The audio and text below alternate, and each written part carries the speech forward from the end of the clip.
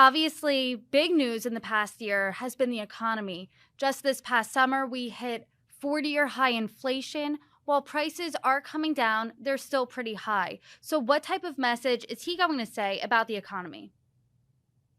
Well, again, he will definitely feature the January jobs report, the addition of more than 500,000 jobs to the labor market in January.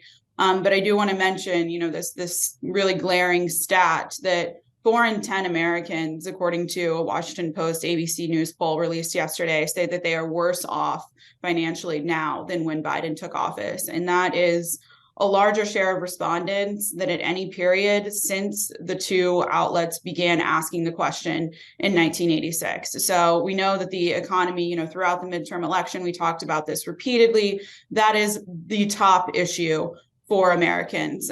He will tout, passage of the Inflation Reduction Act, which has been a hallmark of his presidency. And I'm sure that we will hear him call for bipartisanship in the debt ceiling negotiations and really play up the economic risks that the federal government faces if Republicans hold to this promise that they've made to demand spending cuts in exchange for the votes to raise the debt limit. I want to talk about President Biden's popularity here. It has really drastically fallen, and is the economy the reason why? Because he can be touting this, but at the end of the day, people are going to the grocery store and they're really feeling that pinch at the checkout line. Absolutely. As I just said, 40% of Americans say that they are worse off financially than they were when he took office. That's an abysmal rating compared to previous ratings by, again, the Washington Post and ABC News, who just released a poll yesterday ahead of this address.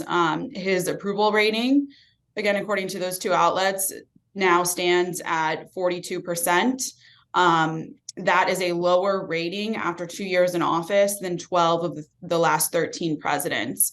The average is about 56%, and only President Trump had a lower approval rating, which was 37% at this point in his tenure. So I guess that begs the question of how important is the State of the Union address to rally the troops and basically, reignite that support from the Democrats?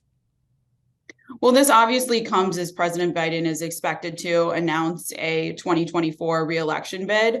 And so, this will be a mix of a campaign speech, though, the White House has contested that narrative, and said that this is really going to be, your typical State of the Union policy speech. A lot of Americans, they don't pay close attention to the State of the Union. It's kind of fallen out of popularity in recent years, but I do think that given all of these high-profile issues, the Chinese spy balloon, concerns about the economy, the upcoming 2024 election, the stakes are pretty high at this stage. And not to mention that this is Biden's first address before a split Congress. In the previous 2 years, it was kind of simpatico with Congress and the White House in terms of policymaking. So I think that Americans are really going to be looking to him to set the tone for the next 2 years, as we are going to be facing legislative gridlock and, just a number of investigations from Republicans in Congress amid all of these high stakes issues that still need to be worked out, despite the two sides, being at sort of a stalemate and gridlock. What do you think that tone is going to be tonight? Because, he could go either one of two ways, either a more unifying message or, touting Democrats only. And House Speaker Kevin McCarthy said calling out, quote, MAGA Republicans would be inappropriate. So what route do we think he's going to take? I think that bipartisanship will definitely be a theme of this speech. As I said in the beginning of our interview, one legislative priority where there is bipartisan support is being tougher on China. Another is, the U.S.'s support for Ukraine. Both Republicans and Democrats believe that should be ongoing. And just as a side note, this address comes like almost exactly a year after the Russian invasion of Ukraine. So it will definitely be a message of unity, and especially given the contentious negotiations going on with the debt ceiling. I think that hammering Republicans would only harm his ability to iron out those negotiations by mid-June, when the Treasury has set the deadline for potentially defaulting on the government's debt. Before I let you go, I do want to touch on something that you said, and that was this could be technically a presidential announcement for President Biden, a re-election bid, if you will. But only 37% of Democrats want him to make another bid for the White House in 2024, according to a new AP NORC poll. Do you think he will use this State of the Union to change their minds? I certainly think that he will try. He's been on an infrastructure tour over the last several months, just traveling to different cities where the government has invested significantly in infrastructure projects.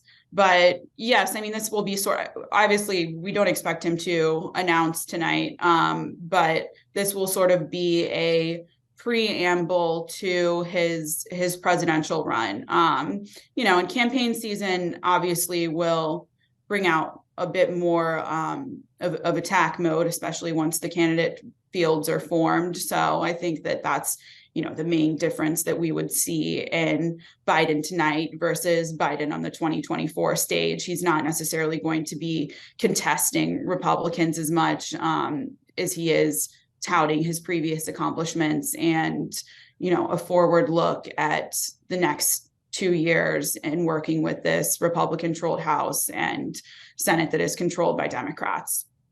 Sara Dorn, thank you so much for coming on, giving your insights for tonight, and I look forward to watching his speech.